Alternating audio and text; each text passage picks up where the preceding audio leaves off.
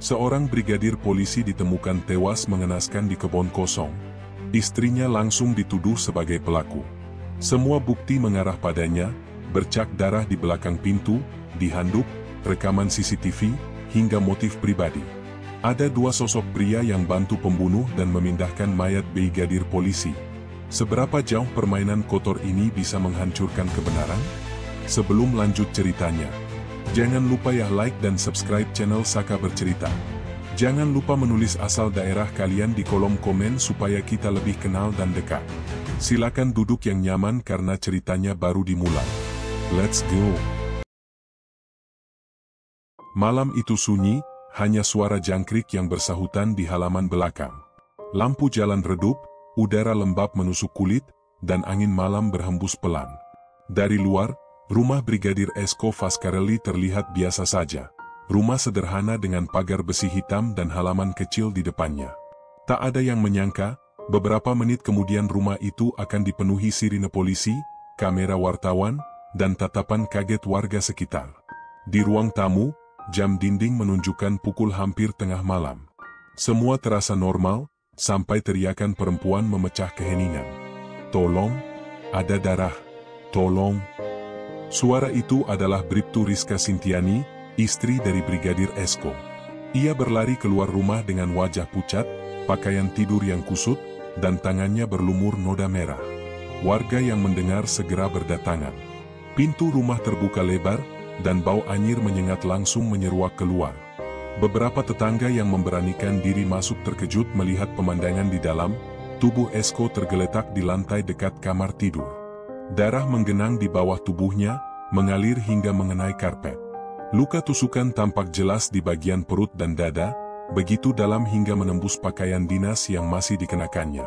Salah satu tetangga segera menelpon polisi. Tak lama kemudian, suara sirine meraung dari kejauhan. Unit patroli datang lebih dulu, lalu disusul oleh tim reskrim.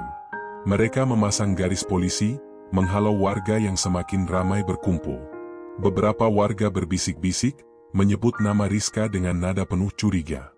Katanya mereka sering bertengkar, bisik seorang ibu kepada suaminya. "Benar, aku pernah dengar Esko terlilit hutang besar."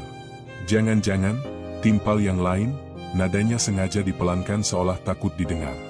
Di tengah kerumunan itu, Rizka duduk di tangga depan rumah, menangis terseduh. Rambutnya berantakan, wajahnya penuh keringat. Matanya merah, bukan hanya karena air mata, tetapi juga karena syok yang teramat dalam. Namun, beberapa pasang mata menatapnya tajam, seakan-akan tangisannya hanyalah kepura-puraan. Tim Inavis segera masuk ke rumah, mengambil dokumentasi awal. Blitz kamera memantul di dinding dan lantai yang dipenuhi bercak darah. Salah satu penyidik berhenti di dekat pintu kamar tidur.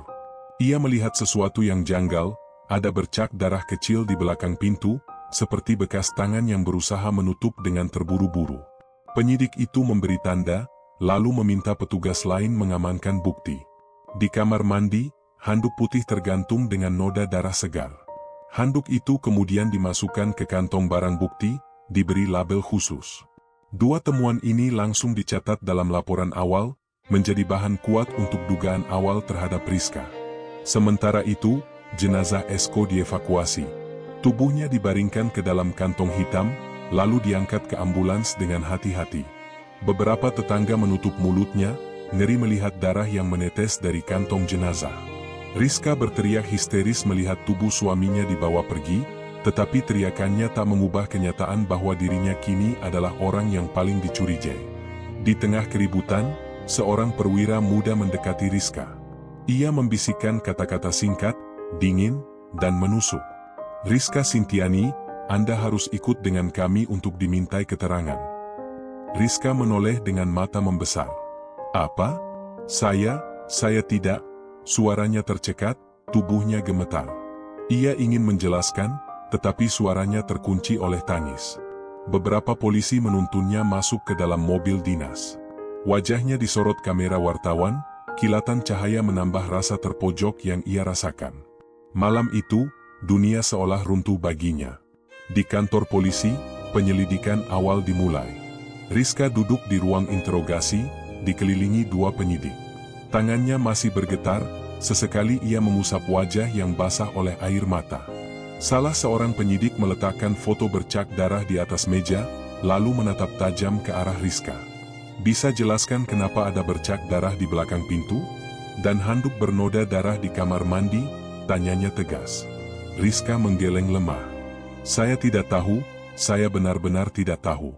Saya hanya menemukan suami saya sudah begitu." "Jangan main-main, Bu Rizka. Semua bukti mengarah pada Anda," suara penyidik lain menekan, membuat suasana semakin mencekam. Namun, Rizka tetap pada jawabannya. Ia bersikeras tak menyentuh Esko, apalagi melukainya. Ia hanya berkata bahwa malam itu ia mendengar suara gaduh, lalu menemukan Esko sudah terkapar bersimbah darah. Kata-katanya terdengar jujur, tapi posisi bukti membuat sulit bagi siapapun untuk mempercayainya. Di luar ruang interogasi, seorang penyidik senior berdiri memperhatikan. Ia menyalakan rokok, menghembuskan asap perlahan, dan berkata lirih pada koleganya. "Kasus ini tidak sesederhana kelihatannya." Malam itu berakhir dengan Rizka resmi ditetapkan sebagai tersangka sementara. Media segera menyiarkan kabar itu, menempelkan label, "Istri membunuh suami," di setiap judul berita. Publik terbelah, sebagian bersimpati, sebagian lagi menghujat. Namun, di balik hiruk-pikuk itu, ada satu hal yang tidak diketahui banyak orang. Seseorang sedang mengatur narasi besar, memastikan bahwa semua sorotan tertuju pada Rizka, sementara kebenaran yang lebih kelam tersembunyi di balik bayangan. Pagi itu, kantor kepolisian dipenuhi suasana sibuk. Ruang penyidik ramai oleh tumpukan berkas, laporan cepat, serta suara telepon yang terus berdering. Nama Brigadir Esko Fascarelli mendominasi semua percakapan. Rekan-rekannya masih tak percaya bahwa pria yang dikenal disiplin dan tenang itu kini terbujur kaku di ruang forensik. Namun, satu nama lain yang tak kalah sering disebut adalah Bribtu Rizka Sintiani, sang istri. Meski statusnya baru tersangka, hampir semua orang sudah terlanjur meyakini bahwa dialah pelaku pembunuhan. Dua bukti utama, bercak darah di balik pintu dan handuk bernoda, menjadi dasar yang sangat kuat. Ditambah gosip rumah tangga yang tak harmonis, Rizka kian terjerat dalam bayang-bayang tuduhan. Di ruang interogasi, Rizka kembali dimintai keterangan. Rambutnya kini ditutup kerudung seadanya, wajahnya pucat, dan matanya bengkak karena semalaman menangis. Penyidik yang memimpin, Kompol Satria, membuka percakapan dengan nada dingin. "Bu Rizka, kami ingin Anda jujur. Hubungan Anda dan almarhum belakangan ini, bagaimana?" Rizka menunduk lama sebelum menjawab. Suaranya bergetar, pelan, seolah setiap kata yang keluar menyayat tenggorokan. Kami memang sering berselisih. Masalah kecil sebenarnya. Tentang pekerjaan, tentang waktu. Tapi tidak pernah ada niat, saya tidak pernah." Suaranya terhenti, air mata jatuh lagi. Kompol Satria menimpali cepat, "Tapi ada kabar bahwa almarhum memiliki masalah finansial. Hutang di bank. Apakah itu benar?" Rizka mengangkat kepala, matanya membesar. "Iya, hutangnya besar sekali. Saya pun baru tahu setelah ada surat penagihan. Itu membuat kami bertengkar, tapi saya tidak pernah berpikir untuk mengakhiri hidupnya." Penyidik menatapnya lama, lalu menuliskan sesuatu di berkas. Ia tahu pengakuan itu bisa menjadi pisau bermata dua. Di satu sisi, membuktikan motif Rizka untuk marah, tapi di sisi lain bisa menjadi celah bagi pihak lain yang berkepentingan. Namun untuk saat itu, motif itu cukup memperkuat dugaan awal. Sementara Rizka terus ditanyai, di luar gedung, media sudah berkumpul. Kamera televisi berjejer, mikrofon wartawan saling berebut mendekat ke setiap polisi yang keluar masuk. Mereka haus akan pernyataan resmi. Headline yang tersebar di layar televisi nasional hari itu hanya satu, "Polwan cantik bunuh suami sendiri karena masalah rumah tangga." Beberapa wartawan bahkan sengaja menggiring narasi bahwa Rizka adalah istri penuh kecemburuan. Mereka mengungkit rumor lama, Esko pernah dekat dengan perempuan lain saat bertugas di luar kota. Entah benar atau tidak, kabar itu menambah bumbu gosip yang membuat publik semakin yakin. Rizka, yang duduk di ruang tahanan sementara, bisa mendengar suara bising televisi dari jauh. Ia menggenggam lututnya, memeluk dirinya sendiri. Di balik dinding besi dingin itu, ia merasa seluruh dunia menuduhnya. Ia ingin berteriak, ingin menjelaskan bahwa ia tidak bersalah, tapi semua terlanjur berputar melawannya. Sore hari, ia dipanggil lagi untuk konfrontasi dengan beberapa saksi. Salah satunya adalah tetangga sebelah rumah, seorang pria paruh baya bernama Pak Herman. Dengan wajah serius, ia bersaksi bahwa malam itu ia mendengar suara pertengkaran dari rumah Esko. Jelas sekali, suara laki-laki marah, lalu suara perempuan menangis. Tidak lama, terdengar suara benda jatuh, seperti kursi terbalik. Setelah itu, hening. Keterangan itu semakin menekan Rizka. Ia terdiam, tubuhnya kaku, napasnya tersengal. Padahal ia merasa tak pernah ada pertengkaran di malam kejadian. Yang ia ingat hanyalah bunyi gaduh singkat, lalu ia menemukan Esko sudah terkapar. Namun, siapa yang mau percaya pada seorang istri yang sudah dikelilingi bukti memberatkan? Malam harinya, Rizka mendapat kesempatan bertemu dengan pengacaranya. Seorang pria muda bernama Arwan, baru lulus magister hukum, namun idealis dan penuh semangat. Ia duduk berhadapan dengan Rizka, matanya menatap penuh keyakinan. "Bu Rizka, saya ingin Anda tenang. Saya tahu ada sesuatu yang tidak beres di balik kasus ini. Bukti memang mengarah pada Anda, tapi terlalu cepat untuk menyimpulkan." Rizka menggeleng putus asa. "Bagaimana saya bisa tenang? Semua orang menuduh saya. Bahkan media, mereka tidak berhenti memberitakan saya seperti seorang pembunuh." Arwan menghela napas panjang. "Itulah sebabnya kita harus hati-hati. Kita tidak bisa melawan media sekarang, tapi kita bisa melawan di pengadilan. Saya akan cari celah." Meski kata-kata itu memberi sedikit harapan, Rizka tetap merasa terjebak.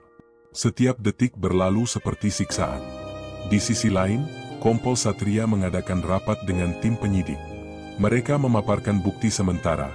Hasil autopsi menunjukkan Esko meninggal akibat luka tusukan yang dalam. Tidak ditemukan tanda-tanda perlawanan, artinya korban tidak sempat melawan. Waktu kematian diperkirakan sekitar pukul 11 malam. Seorang penyidik lain menambahkan, dengan kondisi rumah yang tidak ada tanda pembobolan, kemungkinan besar pelaku adalah orang dalam. Dan siapa lagi kalau bukan istrinya sendiri? Kesimpulan itu terdengar logis, namun juga terburu-buru. Tak ada yang menyadari, terlalu banyak hal yang terlewat. Di luar sana, malam kembali turun. Rumah Esko kini sepi, hanya garis polisi yang masih melintang. Namun, di balik keheningan itu, masih ada jejak samar yang luput dari pandangan, jejak yang kelak akan mengguncang seluruh arah penyelidikan. Dan sementara Rizka mencoba bertahan dari jeratan awal yang menyesakkan, bayangan hitam dari konspirasi yang lebih besar sudah mulai bergerak, perlahan namun pasti. Pagi itu, halaman depan rumah Brigadir Esko Fascarelli dipenuhi kerumunan. Garis polisi masih terpasang, tetapi kali ini suasana berbeda. Mobil dinas berderet, kamera wartawan sudah siap menyorot setiap gerakan, dan puluhan warga berdesakan ingin melihat langsung rekonstruksi pembunuhan yang menggemparkan itu. Bribtu Rizka Sintiani digiring keluar dari mobil tahanan. Tangannya diborgol, wajahnya ditutupi masker, dan kerudung coklat menutupi rambutnya yang kusut. Langkahnya berat, setiap tapak terasa bagai menapaki jalan menuju jurang. Semua mata tertuju padanya. Sebagian memandang dengan iba, sebagian dengan tatapan penuh kebencian. Suara bisik-bisik terdengar jelas di telinganya, menusuk hati lebih tajam dari borgol yang mengikat. Itu dia, istrinya sendiri yang bunuh suami. Polwan cantik tapi tega, luar biasa. Ah, pasti karena hutang atau cemburu. Perempuan seperti itu. Rizka menunduk, berusaha tak mendengar, namun hatinya terus tercabik. Ia ingin berteriak, ingin menjelaskan bahwa dirinya bukan pembunuh. Tapi bagaimana bisa? Semua orang sudah lebih dulu percaya pada narasi yang disebarkan. Rekonstruksi dimulai. Penyidik menjelaskan di depan kamera, bahwa tujuan rekonstruksi ini adalah untuk memperjelas kronologi berdasarkan keterangan tersangka dan hasil olah TKP. Setiap adegan didokumentasikan dengan teliti, satu persatu diperagakan. Rizka diminta berdiri di ruang tamu, di posisi yang menurut keterangan awal adalah titik awal percekcokan. Ia menggenggam jemarinya yang gemetar, wajahnya pucat pasi. Petugas mengarahkan, "Silakan peragakan bagaimana Anda bertengkar dengan korban." Rizka menatap kosong. Saya tidak ingat bertengkar malam itu. Saya hanya... Suara penyidik memotong tajam, Bu Rizka, tolong ikuti arahan. Ini bagian dari prosedur. Dengan tubuh kaku, Rizka diminta memperagakan adegan mendorong kursi yang jatuh. Para saksi menatap, kamera memotret, dan warga bersorak lirih. Semua seolah sudah yakin bahwa ia memang melakukannya. Namun, ketika sampai pada adegan kunci, saat Esko ditemukan terkapar, Rizka menolak. Tidak, saya tidak bisa melakukannya. Saya tidak pernah menusuk suami saya, teriaknya, suaranya pecah, membuat kerumunan heboh. Penyidik mencoba menenangkan, tetapi wartawan justru semakin agresif. Kilatan kamera menyambar wajah Rizka, tangisnya tertangkap jelas.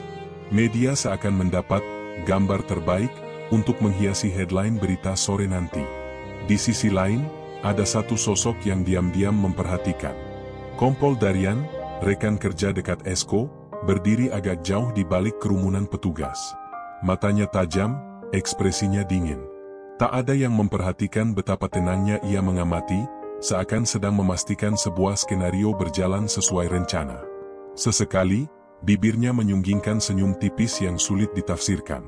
Rekonstruksi berlanjut, meski banyak kejanggalan muncul. Beberapa posisi luka tusuk di tubuh Esko tidak sesuai dengan arah tusukan yang diperagakan Rizka. Seorang anggota tim forensik sempat berbisik pelan pada rekannya, "Lihat, arah tusukan ini aneh. Kalau benar dari posisi dia berdiri, seharusnya luka berbeda." Namun, bisikan itu tenggelam dalam hiruk-pikuk rekonstruksi. Di akhir sesi, Rizka terduduk lemas. Nafasnya tersengal, tubuhnya hampir roboh. Petugas segera menuntunnya kembali ke mobil tahanan. Wartawan masih berteriak, melontarkan pertanyaan menusuk. "Bu Rizka, apakah benar Anda membunuh karena cemburu? Apakah benar hutang suami Anda memicu pertengkaran? Apakah Anda sudah menyesal?" Rizka hanya menangis, tak sanggup menjawab. Sore harinya, rekonstruksi itu disiarkan di televisi nasional. Tayangan itu dipotong, diedit dengan sudut yang semakin menjerat Rizka. Potongan adegan saat ia menolak memperagakan penusukan ditayangkan berulang-ulang, seakan menjadi bukti kuat rasa bersalah. Narasi berita menegaskan, istri korban menolak memperagakan adegan penusukan, menambah keyakinan penyidik bahwa dialah pelaku utama. Namun, di ruang penyidik, seorang analis forensik digital memperhatikan sesuatu yang berbeda. Ia membandingkan rekaman CCTV milik tetangga dengan laporan rekonstruksi. Ada perbedaan mencolok. Rekaman menunjukkan ada sosok lain di sekitar rumah malam itu, sosok pria berjaket gelap yang keluar dengan tergesa. Tetapi, dalam laporan resmi, tidak ada sedikit pun disebut tentang keberadaan orang lain. Analis itu mengetuk meja, gelisah. Kenapa ini tidak dimasukkan ke laporan? Siapa orang ini? Gumamnya.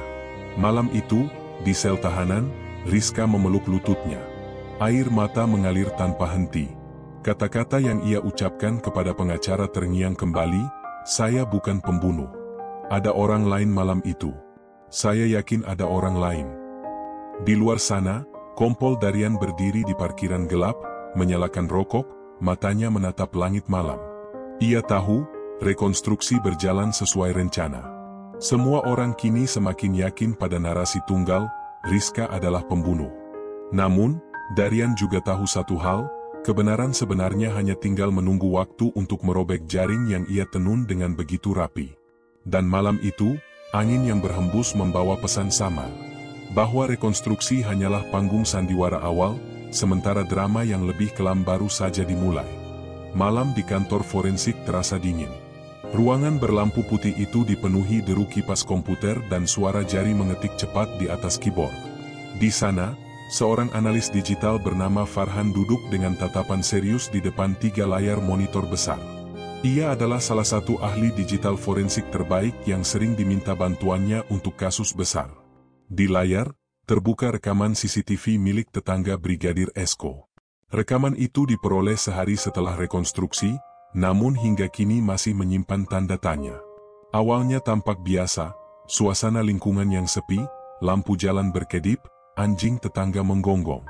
Tetapi tepat pada pukul 11 lewat sedikit, sebuah bayangan gelap bergerak cepat dari arah rumah Esko. Sosok itu berlari kecil, mengenakan jaket gelap dengan tudung kepala menutupi wajah. Farhan menghentikan tayangan, memajukan bingkai demi bingkai. Sosok itu terlihat jelas menoleh sebentar ke arah jalan, lalu menghilang di tikungan. Yang membuatnya gelisah, rekaman itu terasa janggal. Ada jeda sepersekian detik yang tidak wajar, seakan-akan frame hilang. Ia mengerutkan kening, mengaktifkan perangkat lunak analisis metadata. Hasilnya mengejutkan. File rekaman ternyata pernah diubah. Ada bekas manipulasi digital, frame yang dipotong, kualitas gambar yang diturunkan, serta penanda waktu yang tidak konsisten. Farhan menegakkan punggungnya, menatap layar dengan tatapan tajam. Siapa yang berani mengutak-atik barang bukti polisi, gumamnya lirih. Ia menuliskan laporan sementara, lalu menghubungi Kompol Satria yang menjadi penyidik utama. Beberapa jam kemudian, Satria datang langsung ke ruang forensik. Wajahnya penuh rasa penasaran. "Farhan, kau bilang ada sesuatu yang aneh? Tunjukkan padaku." Farhan memutar ulang rekaman. "Lihat di sini. Detik ini seharusnya tidak kosong. Ada gap 20 frame. Itu artinya sekitar 1 detik hilang. Dan lihat sosok ini. Dari arah rumah Esko, keluar seseorang yang bukan korban, bukan juga Rizka." Satria mendekat, menatap layar dengan mata terbelalak. "Jadi, ada orang lain?" Farhan mengangguk mantap. "Ya. Dan lebih buruk lagi, ada upaya menyembunyikan kehadiran orang ini. Rekaman ini jelas sudah diedit." Suasana ruangan mendadak hening. Satria menarik napas panjang, keningnya berkerut. Kalau ini benar, berarti ada pihak yang sengaja memanipulasi bukti agar semua mengarah ke Rizka. Di saat yang sama, di luar sana, media terus memberitakan Rizka sebagai pembunuh. Tayangan rekonstruksi masih diulang-ulang, komentar para pengamat hukum bertebaran di televisi. Publik semakin yakin pada satu kesimpulan, polwan cantik itu tega membunuh suaminya sendiri. Tak ada seorang pun yang tahu bahwa fakta di balik layar jauh lebih rumit. Malam itu, Satria kembali ke ruangannya dengan pikiran kacau. Ia membuka berkas laporan Rizka. Semua terasa terlalu sempurna untuk menjerat seorang istri. Motif rumah tangga, hutang, bercak darah, saksi tetangga. Seolah-olah semuanya sudah diatur agar Rizka tampak sebagai pembunuh yang jelas. Namun kini, dengan temuan rekaman CCTV yang dimanipulasi, logika itu mulai retak. "Siapa sebenarnya yang ingin menyingkirkan Esko?" bisiknya pelan. Di sel tahanan, Rizka juga merasakan hal aneh. Hari itu ia mendapat kesempatan berbicara sebentar dengan pengacaranya, Arwan. Dengan suara parau, ia berkata, "Mas Arwan, saya yakin ada orang lain di malam kejadian. Saya tidak gila. Saya mendengar langkah kaki di luar, sebelum saya menemukan suami saya bersimbah darah." Arwan menatapnya penuh rasa iba. "Saya percaya pada Anda. Dan saya mendapat kabar, ada tim digital yang menemukan sesuatu di rekaman CCTV. Ini bisa jadi jalan keluar." Mata Rizka berkaca-kaca. "Tolong, saya tidak ingin dikenang sebagai pembunuh suami saya sendiri." Di tempat lain, seseorang sedang memperhatikan perkembangan kasus melalui layar televisi di ruangannya. Kompol Darian, dengan wajah dingin, menyulut rokok lalu menghisapnya dalam-dalam. Berita tentang rekonstruksi membuatnya tersenyum tipis. Namun, ketika ponselnya bergetar, senyum itu memudar. Bukti digital mulai dibongkar, suara di seberang telepon melapor singkat. Darian menghela napas panjang. "Cepat bereskan.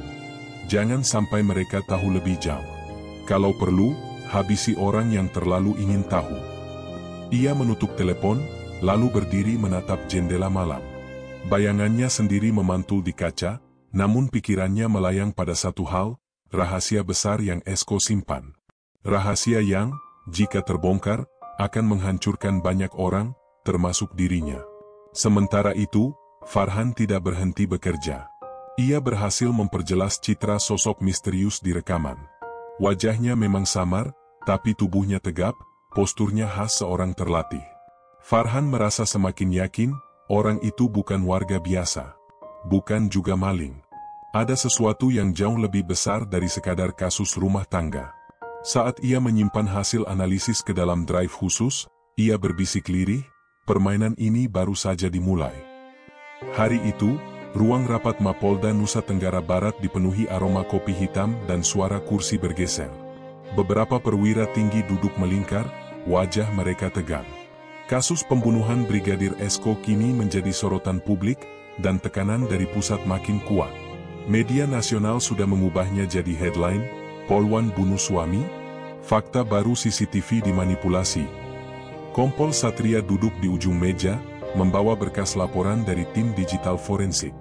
Ia menunggu giliran bicara, tapi bisa merasakan suasana ruangan terasa aneh. Seolah-olah ada yang tak ingin kebenaran itu diungkap. Akhirnya, Brigjen Andoko, jenderal berambut putih yang memimpin rapat, menatap Satria. Kompol Satria, apa perkembangan terbaru? Satria berdiri, membuka map, dan dengan suara lantang berkata, berdasarkan analisis digital, rekaman CCTV tetangga korban telah dimanipulasi. Ada sosok misterius keluar dari rumah Brigadir Esko sekitar waktu kejadian. Artinya, kemungkinan besar ada pelaku lain selain Bribtu Rizka. Suasana ruangan mendadak hening. Beberapa perwira saling pandang, sebagian mengernyit, sebagian lagi pura-pura menulis catatan. Namun dari sudut meja, Kompol Darian menyilangkan tangan, wajahnya tetap tenang. Ia hanya tersenyum tipis. Brigjen Andoko mengetuk meja. Kalau begitu, kita punya masalah besar. Mengapa rekaman bisa diubah? Dan siapa sosok itu? Satria hendak menjawab, namun Darian menyela, suaranya berat. Dengan segala hormat, Pak Jenderal. Saya rasa Kompol Satria terlalu jauh menarik kesimpulan. Bisa saja itu maling atau warga yang kebetulan lewat. Tidak ada bukti kuat bahwa sosok itu terlibat pembunuhan. Dan jangan lupa, semua bukti fisik masih mengarah pada Bribtu Rizka. Kita tidak boleh melemahkan penyidikan dengan asumsi liar. Satria menatapnya tajam. Dengan segala hormat juga, Kompol Darian. Saya bukan bicara asumsi. Manipulasi rekaman itu fakta. Ada pihak yang sengaja menghapus detik-detik penting. Itu bukan pekerjaan amatir. Saya yakin ada yang melindungi pelaku sebenarnya. Kata-kata itu membuat beberapa orang di ruangan gelisah. Brigjen Andoko hanya menghela napas panjang. Baik, kita akan pertimbangkan dua kemungkinan. Tapi ingat, kasus ini disorot publik. Jangan sampai ada kebocoran yang mempermalukan institusi. Rapat berakhir dengan keputusan setengah matang. Satria tahu, banyak perwira di ruangan itu tidak benar-benar ingin membongkar kebenaran. Ada sesuatu yang mereka sembunyikan. Malamnya, Satria menerima pesan anonim di ponselnya. Sebuah nomor tak dikenal mengirimkan foto, wajah Brigadir Esko, sedang duduk di sebuah kafe, berbicara dengan seorang pria tegap berambut cepat. Di bawahnya ada tulisan singkat, Esko tahu terlalu banyak. Jangan percaya orang dalam. Jantung Satria berdegup kencang. Siapa pengirim pesan ini? Dan siapa pria yang bersama Esko? Di sisi lain, di sel tahanan wanita, Rizka duduk termenung. Ia baru saja menerima kabar dari pengacaranya bahwa ada perwira tinggi yang mulai meragukan kesalahannya. Namun Rizka justru semakin takut. Jika benar ada pihak kuat di balik pembunuhan suaminya, maka dirinya hanyalah kambing hitam. Malam itu ia menulis catatan kecil di balik buku doa miliknya. Jika aku mati di dalam sel ini, itu bukan bunuh diri. Tangannya bergetar saat menulis kalimat itu. Sementara itu, Kompol Darian duduk di ruang kerjanya yang remang, menyalakan sebatang rokok. Ia membuka laci, mengeluarkan sebuah flashdisk kecil berwarna hitam. Flashdisk itu berisi dokumen rahasia, data keuangan, aliran dana ilegal, serta nama-nama pejabat yang terlibat. Semua berasal dari tangan Esko sebelum ia mati. Darian menatapnya lama, lalu berkata lirih, kau terlalu pintar, Esko. Kau kira bisa menjatuhkan kami? Ia menyembunyikan flashdisk itu kembali, lalu meraih telepon genggam. Segera pastikan Satria tidak terlalu jauh menggali. Orang seperti dia hanya akan jadi masalah. Di tempat lain, Farhan si analis digital, yang merasa curiga sejak awal, mulai melakukan pencarian diam-diam. Ia menemukan file log server kepolisian menunjukkan bahwa seseorang dari internal telah mengakses dan memodifikasi berkas CCTV sebelum masuk ke meja penyidik. Nomor identitas pengguna itu milik Kompol Daryan. Farhan membeku. Ia sadar kini dirinya memegang rahasia mematikan. Jika ia salah langkah, nyawanya bisa melayang. Namun ia juga tahu, jika ia diam, Rizka akan dihukum atas kejahatan yang tidak ia lakukan. Dengan napas berat, Farhan mengirim email terenkripsi kepada Kompol Satria. Di dalamnya, ia menulis, "Saya punya bukti kuat ada perwira yang memanipulasi berkas. Hati-hati, jangan percaya siapapun di dalam institusi. Saya akan menyerahkan data lengkap besok malam." Ia menekan tombol kirim, lalu bersandar di kursinya, wajahnya pucat. "Semoga aku tidak salah langkah." Di luar gedung kepolisian, malam semakin larut. Lampu jalan memantulkan bayangan panjang. Seseorang berdiri dalam kegelapan, mengamati kantor forensik dari kejauhan. Tangannya menggenggam ponsel, mendengarkan instruksi. Suara di telepon berbisik pelan, dingin dan tegas. "Target malam ini, Farhan. Jangan biarkan dia sempat berbicara." Bayangan itu mengangguk sekali, lalu melangkah ke dalam kegelapan. Hujan turun deras malam itu, menghantam atap gedung forensik Polda dengan ritme yang tak menentu. Farhan duduk di ruang kerjanya yang gelap, hanya ditemani cahaya layar komputer yang berkedip-kedip. Tangannya gemetar menekan tombol keyboard, berusaha menyelesaikan duplikasi file rahasia yang baru saja ia temukan. Folder itu berisi salinan rekaman asli CCTV, data log pengguna, dan, yang paling berbahaya, catatan akses dari Kompol Daryan. Jika file ini sampai ke tangan Satria, arah penyelidikan bisa berbalik. Rizka mungkin terbebas, dan kebenaran tentang siapa sebenarnya yang bermain di balik layar bisa terkuak. Namun, jauh di dalam hati, Farhan tahu hidupnya kini di ujung tanduk. Ia menatap jam dinding. Hampir tengah malam. Di luar, suara hujan bercampur dengan dentuman petir, membuat ruangan itu semakin mencekam. Ia berulang kali melihat ke arah jendela, merasa seperti ada mata yang mengintainya dari balik tirai. "Tenang, Han. Tinggal sebentar lagi. Selesaikan duplikasi, lalu pergi dari sini," bisiknya pada diri sendiri. Tiba-tiba, lampu ruangannya berkedip. Komputer mengeluarkan bunyi klik aneh, seolah ada yang mencoba masuk ke sistemnya dari jarak jauh. Farhan segera menarik kabel jaringan, memutuskan akses internet. Ia menahan napas. Tidak mungkin, mereka sudah tahu, gumamnya. Belum sempat ia berdiri, pintu ruangan berderit pelan. Farhan langsung mematikan layar, lalu menyambar senter kecil di mejanya. "Siapa di sana?" teriaknya dengan suara pecah. Tidak ada jawaban. Hanya suara langkah kaki berat mendekat. Farhan meraih flash disk hitam yang baru selesai diisi data, lalu menyelipkannya ke dalam kaos kaki kanannya. Ia tahu, jika orang itu menemukan flash disk ini, semuanya berakhir. Detik berikutnya, pintu didorong keras. Dua pria berpakaian sipil masuk, wajah mereka dingin, tatapan tajam. Yang satu bertubuh kekar dengan rambut cepat, satunya lagi lebih kurus, tapi matanya penuh kelicikan. "Farhan," suara pria kurus itu terdengar pelan tapi menusuk. "Kau sudah terlalu jauh. Serahkan data itu, dan mungkin nyawamu masih bisa diselamatkan." Farhan mundur perlahan, tubuhnya gemetar. "Aku tidak tahu apa yang kalian bicarakan."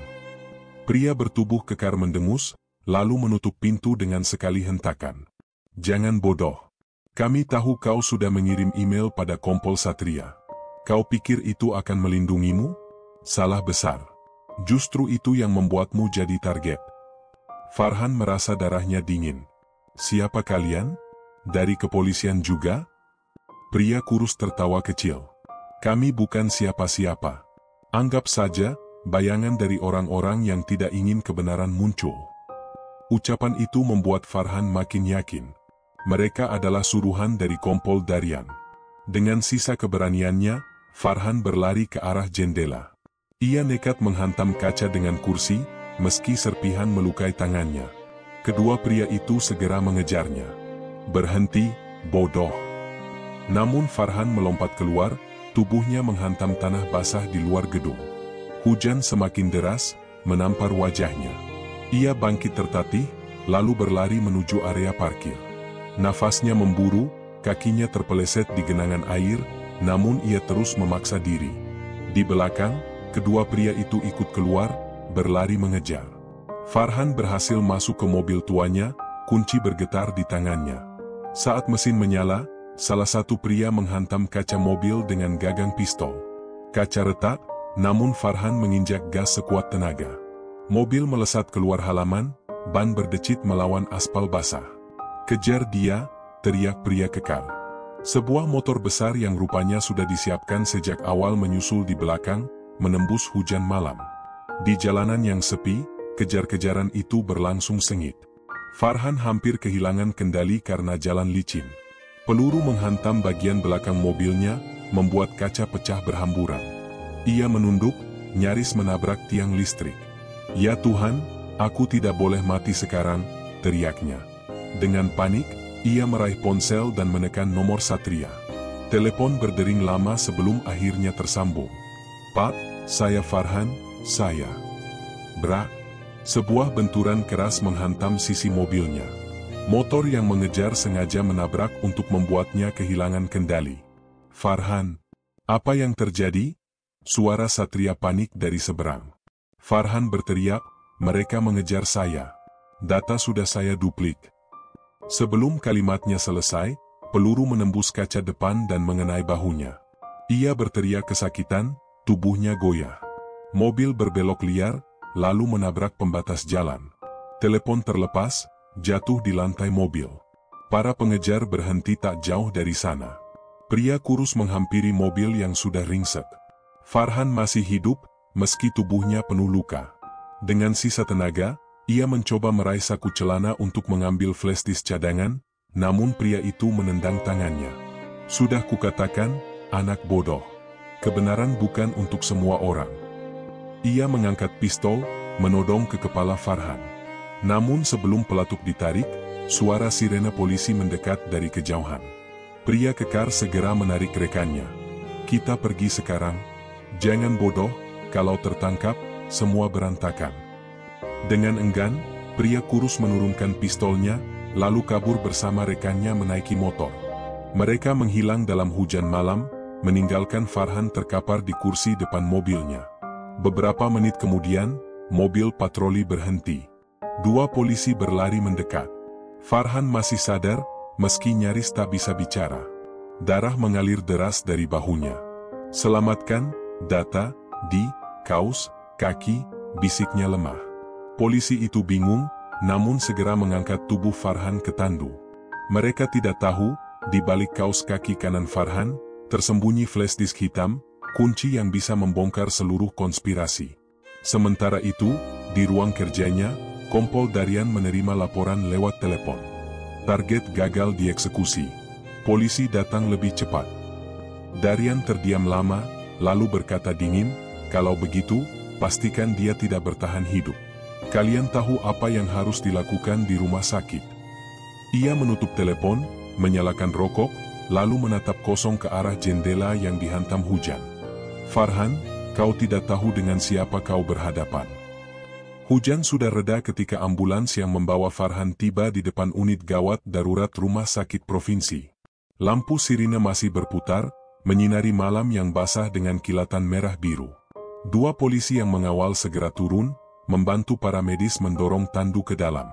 Tubuh Farhan terbaring lemah, wajahnya pucat, pakaian dinasnya penuh bercak darah. Matanya separuh terbuka, bibirnya terus bergerak, mencoba mengucapkan sesuatu yang sulit dipahami. "Tenang, nak. Kau sudah di rumah sakit. Kau selamat sekarang," kata seorang perawat yang berlari mendampingi. Namun, jauh di lubuk hatinya, Farhan tahu ia sama sekali belum selamat. Ia masih bisa mengingat jelas suara dingin pria yang menodongkan pistol ke kepalanya. Dan ia tahu, mereka tidak akan berhenti sampai ia benar-benar dibungkam. Sementara itu, Kompol Satria tiba tak lama setelahnya. Wajahnya tegam, rambutnya basah oleh sisa hujan. Ia berjalan cepat menyusuri lorong rumah sakit, diiringi bunyi langkah sepatu yang tergesa. "Di mana korban?" tanyanya pada seorang petugas jaga. "Ruang operasi darurat, Pak." Kondisinya kritis, tapi masih sadar saat masuk.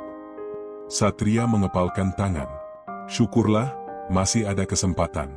Ia berdiri di luar ruang operasi, menunggu dengan hati berdebar. Di tangannya masih tergenggam ponsel dengan pesan terakhir dari Farhan, "Saya punya bukti, hati-hati, jangan percaya siapapun di dalam institusi." Kalimat itu terus terngiang di kepalanya. Semakin lama ia memikirkannya, semakin jelas bahwa kasus ini bukan sekadar konflik rumah tangga. Ada tangan-tangan gelap yang bermain, dan mereka ada di dalam lingkaran institusi itu sendiri. Di ruangan operasi, dokter dan perawat bekerja cepat.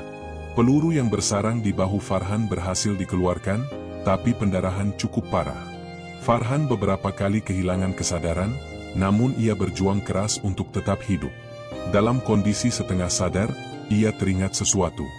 Dengan sisa tenaga, ia berbisik lemah pada perawat di sampingnya, "Kaus, kaki kanan, ada data, jangan biarkan hilang." Perawat itu menatap heran, lalu melirik kaki Farhan. Ia mengangguk kecil, meski tidak begitu paham maksudnya. Di luar, Satria masih menunggu. Namun tiba-tiba, dua pria berpakaian sipil datang, memperlihatkan kartu identitas kepolisian. "Kami dari Reserse Pusat, Kompol. Dapat perintah langsung untuk mengawal saksi ini," kata salah satunya. Satria mengerutkan kening. "Perintah dari siapa?" "Dari atasan. Tidak bisa kami sebutkan detailnya. Tugas kami jelas, pastikan saksi tidak kabur dan tidak diakses orang luar." Nada suara pria itu tenang, namun mata mereka menyimpan ketegangan yang mencurigakan. Satria bisa merasakan hawa tak enak. "Kalau begitu, kalian ikut saja di luar. Dia di bawah tanggung jawab saya. Saya yang pertama kali menerima informasinya," balas Satria tegas. Kedua pria itu saling pandang, lalu salah satunya mengangguk singkat. "Baik, kami tunggu di luar, Kompol." Namun langkah mereka terlalu ringan, terlalu licin. Satria semakin yakin, keduanya bukan sekadar pengawal. Beberapa jam berlalu. Operasi selesai. Dokter keluar dengan wajah serius. Kondisinya stabil untuk sementara.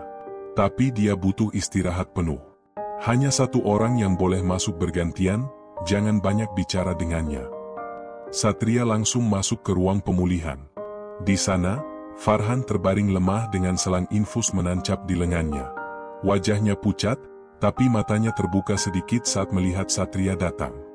"Pak," suaranya hampir tak terdengar. Satria mendekat, menggenggam tangannya. "Tenang, Farhan. Kau selamat. Aku di sini. Apa yang ingin kau katakan?" Farhan menelan ludah, lalu berusaha bicara dengan napas berat. "Flash disk, kaus kaki kanan, simpan, jangan biarkan mereka dapatkan." Satria langsung menunduk. Dengan hati-hati, ia meraba kaus kaki kanan Farhan, dan benar saja, ada benda keras tersembunyi. Ia menariknya keluar, sebuah flash disk hitam kecil. Jantung Satria berdegup kencang. Inilah bukti yang selama ini dicari. Farhan menatapnya dengan mata berair. "Hati-hati, ada pengkhianat, orang dekat Esko, semua sudah kotor." Sebelum ia sempat melanjutkan, tubuhnya kembali melemah. Monitor detak jantung berdenting cepat, membuat dokter dan perawat segera berlari masuk. Satria terpaksa mundur, membawa flash disk itu erat-erat di genggamannya. Di luar ruang pemulihan, dua pria sipil tadi masih berdiri. Tatapan mereka tajam, seperti sedang mengawasi setiap gerak-gerik Satria. Saat ia berjalan melewati mereka, salah satunya menatap tangannya. "Kompol, apa yang kau dapat dari saksi?" Satria tersenyum tipis, menyembunyikan flash disk di balik saku jasnya. "Hanya pesan biasa." Dia terlalu lemah untuk bicara banyak. Kedua pria itu tak menjawab. Tapi dari mata mereka, Satria tahu, mereka tidak percaya. Malam itu, Satria pulang dengan kepala penuh pikiran. Ia menutup semua tirai rumahnya, memastikan tidak ada yang mengikutinya. Lalu ia menyalakan laptop pribadi, memasukkan flash disk itu dengan hati-hati. Di dalamnya, ia menemukan folder bernama Bayangan. Saat dibuka, file pertama berisi daftar transfer dana mencurigakan, jumlah besar, dikirim ke rekening milik beberapa perwira polisi. Ada juga catatan proyek fiktif, penyalahgunaan anggaran, hingga indikasi keterlibatan dalam jaringan perdagangan ilegal. File terakhir membuatnya tercekat. Sebuah rekaman audio. Suara Brigadir Esko terdengar jelas. "Jika sesuatu terjadi padaku, lihatlah orang-orang yang paling dekat denganku. Ada pengkhianat di dalam. Dia bukan hanya merusak institusi, tapi juga membunuh demi melindungi rahasia. Jangan percaya wajah ramahnya, dialah dalang sebenarnya." Satria terdiam lama. Jantungnya berdetak cepat. Siapa yang dimaksud Esko? Namun sebelum ia bisa melanjutkan, terdengar bunyi kaca pecah di dapur rumahnya. Satria refleks mematikan laptop dan meraih pistol dinasnya. Langkah kaki berat terdengar mendekat. Ia menyandarkan tubuh ke dinding, napas teratur, jari siap dipelatuk. Pintu ruang tamu terbuka perlahan. Bayangan seseorang masuk, bergerak senyap. Satria membidik. "Berhenti di situ, atau aku tembak." Namun sosok itu hanya tertawa kecil, suara dingin menggema di ruangan. "Tenang, kompol. Kami hanya datang untuk mengambil sesuatu yang bukan milikmu." Senjata api di tangan Satria bergetar, keringat dingin mengalir di pelipisnya. Rumahnya yang biasanya tenang kini menjadi panggung bayangan mematikan. Sosok yang berdiri di ruang tamu tidak langsung menampakkan wajah, hanya siluet tubuh tinggi tegap yang berdiri melawan cahaya lampu jalan dari luar jendela. "Siapa kau?" Suara Satria meninggi, tegang, bercampur dengan amarah. Sosok itu melangkah maju. Dengan sengaja, ia menyalakan lampu ruang tamu. Wajahnya kini terlihat jelas. "Kompol Darian." Satria terperanjat. "Kau?" Darian tersenyum tipis, seolah tak peduli dengan pistol yang menodongnya. "Tenang, Satria. Aku hanya ingin mengambil sesuatu. Kau tahu apa itu?" "Flash disk." Satria menggertakkan gigi. "Jadi benar. Kaulah yang selama ini memanipulasi rekaman. Kaulah yang menjadikan Rizka kambing hitam." Darian tertawa kecil, namun matanya penuh dingin. "Kau pintar, tapi terlalu lambat." "Ya, itu semua ulahku. Esko terlalu banyak tahu. Dia mengumpulkan data, berniat membocorkannya. Aku tidak punya pilihan selain menyingkirkannya. Dan sekarang, kau juga tahu terlalu banyak." Ucapan itu menusuk dada Satria. Semua potongan puzzle kini menyatu. Hutang Esko hanyalah narasi, konflik rumah tangga hanya pengalih perhatian, dan Rizka hanyalah korban. Dalang sebenarnya berdiri tepat di hadapannya. "Institusi ini sudah busuk, Satria," lanjut Darian. "Dan aku bagian dari busuk itu. Kau kira apa yang akan terjadi kalau kebenaran ini terbuka? Kekacauan. Publik akan kehilangan kepercayaan. Lebih baik kasus ini ditutup sebagai drama rumah tangga. Semua tenang. Semua aman." Satria menahan amarah. "Tenang bagi kalian, para pengkhianat. Tapi bagaimana dengan kebenaran? Bagaimana dengan orang-orang yang mati karena permainan kotor kalian?" Darian melangkah lebih dekat, tak gentar meski pistol masih menodong kepalanya. "Kebenaran tidak pernah penting. Yang penting adalah siapa yang mengendalikan cerita." Tiba-tiba, terdengar suara pintu belakang didobrak. Dua pria sipil yang tadi muncul di rumah sakit kini masuk, bersenjata lengkap. Mereka langsung mengepung Satria dari arah lain. Satria sadar ia dalam posisi terjepit. Pistolnya hanya satu, sedangkan musuh tiga. "Berikan flash disk itu, Satria," perintah Darian. "Atau malam ini, rumahmu akan menjadi kuburanmu." Satria menarik napas panjang, mencoba berpikir cepat. Ia tahu, jika menyerahkan flash disk, segalanya selesai. Tidak hanya Rizka, tapi semua kebenaran tentang Esko akan terkubur selamanya. "Tidak," jawabnya mantap. "Aku tidak akan menyerah pada orang sepertimu." Darian mendecakkan lidah. "Sayang sekali, aku pikir kau lebih cerdas." Ia mengangkat tangannya, memberi kode pada dua pria suruhannya. Mereka bersiap menembak. Namun tepat saat itu, terdengar suara sirene keras di luar rumah. Lampu biru merah berkedip dari jendela. Suara langkah banyak orang mendekat. Darian menoleh dengan cepat, wajahnya berubah tegang. "Sial, siapa yang membocorkan?" Brak, pintu depan digebrak masuk. Sekelompok polisi bersenjata lengkap masuk, dipimpin langsung oleh Brigjen Andoko. "Letakkan senjata kalian," teriak Andoko. Situasi berbalik dalam sekejap.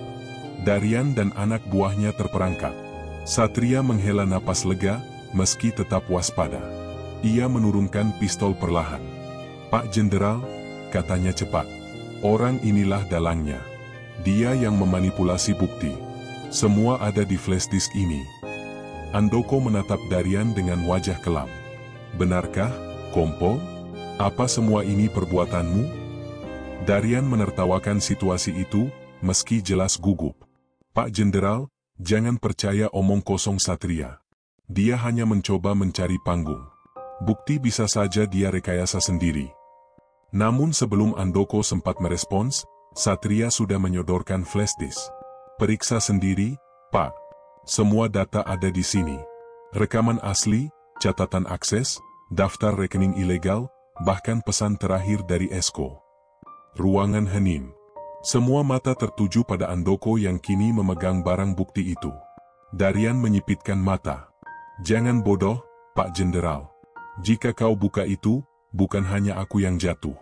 Banyak nama besar ikut tercatat. Apakah kau rela institusi ini hancur gara-gara data haram itu?" Kalimat itu menggema di ruangan, menusuk semua yang hadir. Satria terperangah. Ia baru sadar, yang dipertaruhkan bukan hanya nyawa atau jabatan, tapi masa depan seluruh institusi kepolisian. Andoko menatap lama pada flash disk itu. Wajahnya sulit ditebak. Tiba-tiba, Darian berteriak dan meraih pistol dari pinggangnya. Dalam sepersekian detik, ia menodongkan senjata ke arah Satria. Dor! Suara tembakan memecah malam. Satria sempat merunduk, peluru hanya menggores pundaknya. Polisi lain langsung bereaksi, menghantamkan tubuh Darian ke lantai. Senjata dirampas, tangannya diborgol. "Lepaskan aku. Kalian tidak tahu apa yang kalian lakukan. Kalian semua hanya pion. Institusi ini tidak akan pernah bersih," teriak Darian histeris, suaranya bercampur tawa gila. Satria menatapnya dengan wajah marah bercampur iba. "Kebenaran selalu menemukan jalannya, Darian. Kau bisa membungkam satu orang, tapi tidak selamanya bisa membungkam semua orang." Darian hanya terbahak, matanya liar, seakan tak peduli lagi dengan borgol yang mencengkeram tangannya. Malam itu, Satria berdiri di teras rumahnya yang kini dipenuhi polisi. Bahunya perih, darah masih mengalir, tapi ia merasa lebih lega daripada sebelumnya. Flash disk hitam itu kini dalam pengamanan Brigjen Andoko. Namun di dalam hatinya, ia tahu, permainan belum selesai. Kata-kata Darian masih terngiang, banyak nama besar ikut tercatat. Artinya, masih ada tangan-tangan lain yang lebih kuat, yang mungkin tidak akan tinggal diam melihat kebenaran mendekat. Dan Satria sadar, perang yang sesungguhnya baru saja dimulai. Hening menyelimuti ruangan kantor penyidik malam itu. Hanya suara jarum jam di dinding yang berdetak, seakan mengingatkan betapa lambatnya waktu berjalan ketika beban besar menekan dada. Satria duduk di kursi kayu, bahunya diperban setelah tembakan tadi malam, namun matanya tetap fokus menatap layar laptop di hadapannya. Flash disk hitam itu kini terbuka di layar. File demi file tampil, membuat darahnya berdesir. Ada catatan aliran dana mencurigakan, sejumlah dokumen anggaran proyek fiktif, rekaman percakapan, hingga foto-foto pertemuan rahasia yang melibatkan perwira-perwira berpangkat tinggi. Semakin ia menggali, semakin jelas bahwa kematian Esko hanyalah pintu masuk menuju rahasia jauh lebih besar. Korupsi, pengkhianatan, dan jaringan gelap yang melibatkan kepolisian dengan kelompok kriminal. Namun di balik semua itu, ada sesuatu yang membuat hatinya bergetar, sebuah rekaman suara. Suara Esko sendiri, terekam beberapa hari sebelum ia terbunuh. "Jika sesuatu terjadi padaku, Rizka tidak bersalah. Aku tahu siapa yang mengincarku. Mereka ada di dalam tubuh kita sendiri. Jangan percaya siapapun, kecuali mereka yang benar-benar berani mati untuk kebenaran." Satria menutup mata sejenak. Nafasnya tercekat. Kata-kata Esko itu seperti amanat terakhir yang kini jatuh ke tangannya. Keesokan harinya, kantor kepolisian dipenuhi kegaduhan. Penangkapan Kompol Darian menjadi berita besar, namun justru bukan kebenaran yang disorot, melainkan rumor. Media menggiring opini bahwa Darian hanyalah perwira nakal yang bertindak sendiri. Ini semua permainan, gumam Satria lirih, berdiri di depan televisi yang menyiarkan konferensi pers. Mereka mencoba memutus rantai hanya pada satu orang. Brigjen Andoko masuk ke ruangan, wajahnya tegang. Kau benar. Mereka sudah mulai bergerak. Ada tekanan dari atas agar kasus ini tidak melebar. Beberapa nama yang tertera di data itu bukan orang sembarangan. Satria menoleh cepat. Artinya kita dalam bahaya. Bukan hanya aku, Pak, tapi juga Rizka. Dia masih ditahan dengan status tersangka. Mereka bisa saja menyingkirkannya kapan saja untuk menghapus semua saksi yang bisa bicara. Andoko menghela napas panjang. Aku sudah meminta perlindungan ekstra, tapi kau tahu sendiri, kalau musuhnya ada di dalam institusi, siapa yang bisa kita percaya? Suasana hening, hanya terdengar suara langkah petugas yang lalu lalang di luar ruangan. Sore itu, ancaman pertama benar-benar datang. Saat Satria meninggalkan kantor menuju mobilnya, ia menemukan kaca depannya sudah retak, dengan secarik kertas tertempel. Tulisan tangan kasar itu hanya berisi satu kalimat. Hentikan penyelidikan, atau keluargamu berikutnya. Satria mengepalkan tangan. Amarah bercampur ketakutan menguasai dadanya. Ia tidak punya keluarga dekat lagi selain ibunya yang tinggal di kampung. Tanpa pikir panjang, ia langsung menelpon seseorang untuk memastikan ibunya aman. Bu, jangan pergi kemana-mana. Tetap di rumah, dan jangan percaya siapapun yang datang, meski mengaku polisi, pesannya tergesa. Suaranya bergetar, membuat ibunya panik. Ada apa, Nak? Kau membuat ibu khawatir. Percayalah, ini untuk keselamatan ibu, jawab Satria lirih, menahan air mata yang hampir jatuh. Malam itu, Satria duduk sendirian di ruang kerja. Lampu redup, hanya suara hujan deras di luar yang menemani. Ia membuka kembali file dalam flash disk, mencoba menyusun potongan demi potongan. Di antara dokumen itu, ia menemukan sesuatu yang mengejutkan, daftar rekening bank. Salah satu nama dalam daftar itu membuatnya terdiam lama, nama seorang jenderal aktif yang sangat dihormati, dikenal bersih, bahkan sering tampil di televisi sebagai simbol integritas kepolisian. Tidak mungkin, bisiknya.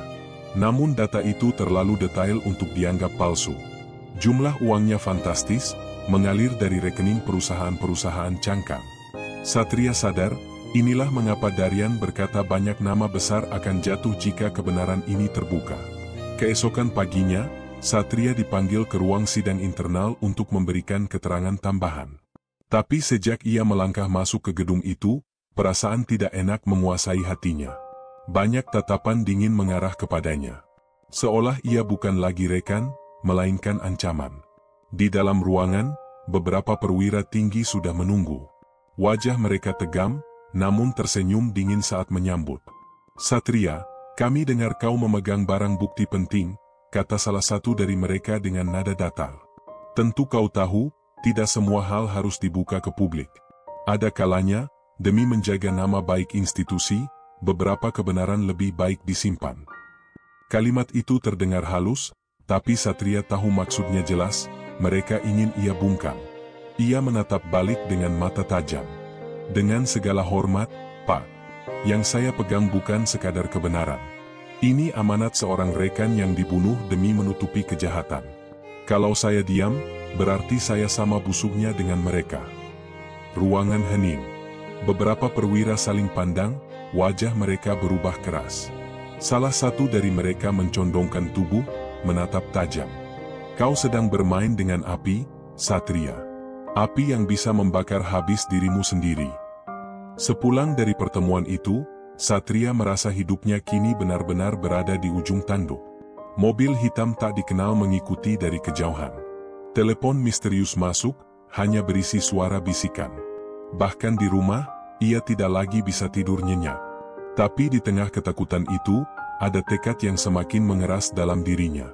Ia teringat suara Esko, jangan percaya siapapun, kecuali mereka yang benar-benar berani mati untuk kebenaran. Malam itu, Satria menyalin semua data dari flash disk ke beberapa salinan cadangan, lalu menyembunyikannya di tempat-tempat berbeda. Ia tahu, Jika sesuatu menimpa dirinya, setidaknya kebenaran tidak akan hilang bersama nyawanya. Namun langkah ini justru membuatnya semakin yakin, harga sebuah kebenaran memang terlalu mahal. Bukan hanya nyawa, tapi juga masa depan institusi, bahkan mungkin negara. Di akhir malam, saat hujan sudah reda, Satria berdiri di balkon rumahnya. Pandangannya kosong menatap gelap, namun hatinya penuh kegelisahan. Ia sadar, dengan semua yang ia pegang, waktunya tinggal sedikit. Musuh-musuh yang lebih besar sedang bergerak. Dan satu hal yang ia khawatirkan kini bukan lagi keselamatannya sendiri, melainkan keselamatan Rizka, satu-satunya saksi yang bisa menguatkan kebenaran. Satria mengepalkan tangan, bibirnya berbisik pelan. Esko, aku berjanji. Aku akan teruskan ini sampai akhir.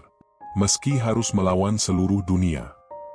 Langit pagi itu berwarna kelabu, seakan menyiratkan beban berat yang akan segera jatuh. Satria berdiri di halaman pengadilan, langkahnya berat, tapi tekadnya teguh. Hari itu adalah sidang pertama Rizka, sidang yang akan menentukan apakah seorang istri terus dicap pembunuh atau akhirnya mendapatkan keadilan. Di dalam tas selempang hitamnya, Satria membawa salinan terakhir dari flashdisk Esko. Itu adalah senjata pamungkas. Namun ia sadar, membukanya di ruang sidang berarti ia mengundang badai. Nama-nama besar akan tercoreng, jabatan bisa runtuh, bahkan nyawa bisa melayang. Meski begitu, ia tahu ini jalan satu-satunya. Di ruang sidang, suasana tegang terasa sejak awal. Rizka dibawa masuk dengan seragam tahanan berwarna oranye, wajahnya pucat namun tatapannya tetap tegak. Ia sempat menoleh ke arah Satria yang duduk di bangku saksi. Ada kilatan harapan di matanya, meski samar. Jaksa dengan lantang membuka sidang, membacakan tuduhan bahwa Bribtu Rizka Sintiani membunuh suaminya, Brigadir Esko Fascarelli, karena konflik rumah tangga dan tekanan hutang bank. Semua bukti awal kembali ditunjukkan, bercak darah di handuk, rekaman CCTV, serta kesaksian para tetangga. Di kursi belakang, beberapa wartawan sibuk mencatat. Publik masih percaya narasi lama, seorang istri tega membunuh karena masalah rumah tangga. Namun Satria duduk gelisah. Ia tahu, kebenaran yang sesungguhnya berbeda jauh dari semua itu. Ketika gilirannya diminta memberi kesaksian, Satria berdiri, menatap majelis hakim dengan mata penuh keyakinan. Suaranya tegas, meski sedikit bergetar. Dengan segala hormat, Yang Mulia, saya membawa bukti baru yang akan mengubah arah kasus ini. Ruangan mendadak gaduh. Jaksa protes, para pengacara saling berbisik, dan beberapa orang berseragam tinggi pangkat yang hadir sebagai pengamat tampak resah. Hakim mengetukkan palu. Tenang. Sampaikan, Satria. Satria membuka tasnya, mengeluarkan flashdisk hitam. Tangannya sempat bergetar saat menyodorkannya kepada petugas sidang. Ini adalah data asli dari Brigadir Esko. Semua manipulasi bukti, aliran dana, hingga rekaman suara terakhir beliau ada di sini. Jaksa langsung berdiri. Keberatan, barang itu bisa saja rekayasa dari pihak saksi. Namun hakim menatap tajam. Keberatan ditolak. Kami akan memeriksa isi bukti ini. Layar besar di ruang sidang dinyalakan. Satu persatu file dari flashdisk dibuka. Terdengar rekaman percakapan Darian dengan pihak luar, membicarakan cara menyingkirkan Esko. Tampak dokumen aliran dana yang masuk ke rekening pejabat tinggi. Dan akhirnya, terdengar suara Esko sendiri, rekaman terakhirnya. Jika sesuatu terjadi padaku, Rizka tidak bersalah. Mereka ada di dalam tubuh kita sendiri. Jangan percaya siapapun. Hening panjang memenuhi ruangan. Rizka menutup mulutnya, air mata jatuh deras. Beberapa orang yang hadir menunduk, tak sanggup menatap layar. Hakim menatap tajam ke arah meja jaksa. Apakah ini yang kalian sebut bukti rumah tangga? Apakah ini yang kalian katakan konflik pribadi? Wartawan sibuk memotret, mengetik cepat. Berita besar baru saja lahir di hadapan mereka. Namun belum sempat suasana reda, tiba-tiba pintu ruang sidang didobrak. Sekelompok orang berpakaian sipil bersenjata masuk, wajah mereka garang. Mereka langsung menodongkan senjata ke arah hakim dan saksi. Matikan semua kamera. Jangan ada yang rekam, teriak salah satu dari mereka. Kekacauan terjadi. Wartawan berlarian, aparat keamanan sedang mencoba menahan, tapi kalah jumlah. Rizka menjerit ketakutan. Satria berdiri di tengah, tubuhnya gemetar tapi matanya menyala. Ia tahu, ini adalah upaya terakhir mereka untuk membungkam kebenaran. Namun sebelum peluru pertama dilepaskan, suara keras menggema dari belakang ruangan. Turunkan senjata kalian. Brigjen Andoko masuk bersama pasukan khusus bersenjata lengkap. Dalam hitungan detik, ruangan berubah menjadi arena pengepungan. Para penyerang dikepung dari segala arah, senjata mereka dipaksa jatuh. Satria menghela napas lega, meski tubuhnya masih bergetar. Ia menoleh ke arah Andoko yang berjalan mendekat, wajahnya dingin. Kau sudah melakukan bagianmu, Satria. Sisanya biar kami yang selesaikan, kata sang jenderal lirih, namun penuh wibawa. Para penyerang ditangkap, beberapa perwira tinggi yang disebut dalam data flashdisk juga langsung diperintahkan untuk ditahan sementara. Ruang sidang kembali tegang, tapi kali ini bukan karena ketakutan, melainkan karena kejutan besar. Konspirasi di tubuh kepolisian benar-benar terbongkar. Hakim mengetukkan palunya dengan keras. Dengan bukti baru yang sangat kuat ini, pengadilan menyatakan Bribtu Rizka Sintiani bebas dari semua tuduhan. Ia bukan pelaku, melainkan korban dari konspirasi jahat. Sidang ditutup. Tepuk tangan pecah, meski sebagian orang masih terdiam kaku. Rizka menangis, tubuhnya lemas. Satria segera menghampiri, memegang pundaknya. Kau bebas sekarang, katanya lembut. Esko, akhirnya mendapat keadilan. Rizka menatap Satria dengan mata berkaca-kaca. Terima kasih, tanpa kau, aku mungkin sudah mati dengan membawa tuduhan yang bukan milikku. Satria tersenyum tipis. Bukan aku. Ini semua karena Esko yang masih berjuang, bahkan setelah ia tiada. Kita hanya meneruskan pesannya. Beberapa hari kemudian, berita pengungkapan kasus itu mengguncang negeri. Media menyorotinya, masyarakat terbelah antara marah dan kecewa. Banyak pejabat yang disebut dalam dokumen mencoba menolak, tapi bukti terlalu kuat untuk dibantah. Sementara itu, Satria memilih mundur dari hiruk-pikuk. Ia berjalan sendiri ke makam Esko, membawa seikat bunga putih. Di hadapan nisan yang sederhana itu, ia berlutut, menunduk dalam. Esko, tugasku selesai. Tapi aku tahu ini baru permulaan. Kebenaran yang kau tinggalkan akan terus membawa gelombang besar. Entah siapa saja yang akan jatuh setelah ini. Namun aku janji, aku akan terus menjaga Rizka. Aku akan menjaga pesanmu. Angin sore bertiup pelan, seakan membawa bisikan samar dari makam itu. Satria menutup mata, membiarkan air mata jatuh, lalu berdiri dengan hati yang lebih ringan.